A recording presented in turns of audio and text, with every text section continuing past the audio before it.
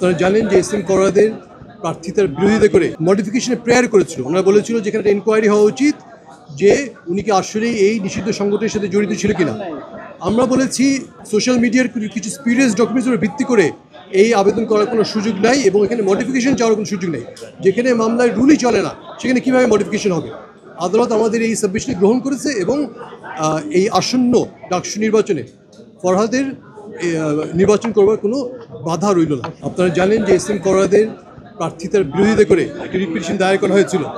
High court সেখানে rule issue করেছিল এবং ডাকসু ইলেকশন 30শে অক্টোবর পর্যন্ত স্থগিত রেখেছিল। এর বিরুদ্ধে আমরা আজকে এপেলেট ডিভিশনে আমাদের বক্তব্য পেশ করেছি।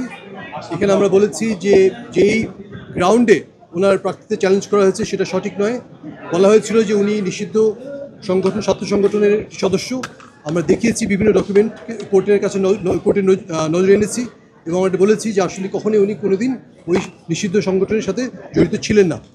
আদালত আমাদের এই বক্তব্য গ্রহণ করেছেন এবং আদালতের কাছে আমরা আবেদন করেছি এইগুলো বিষয়গুলো মোটামুটি ডিসপিউটেড কোয়েশ্চেন অফ ফ্যাক্ট এবং রিট পিটিশনটাই রক্ষণীয় না। এখানে রুলই ইস্যু হয় না, সেখানে কীভাবে ডাকসু ইলেকশন স্টে হয়।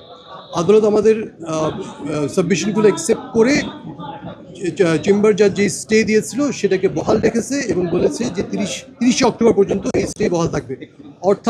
অর্থাৎ আপনার এই 9 সেপ্টেম্বর ডাকসু ইলেকশন অনুষ্ঠিত হওয়াতে কোনো বাধা রইল না। আমরা ওনার একটা মডিফিকেশনের দরখাস্ত করে মডিফিকেশনে প্রেয়ার করেছিল। ওনারা বলেছিল যে এখানে এনকোয়ারি হওয়া উচিত যে উনি কি আসলেই এই নিষিদ্ধ সংগঠনের সাথে জড়িত ছিল কিনা।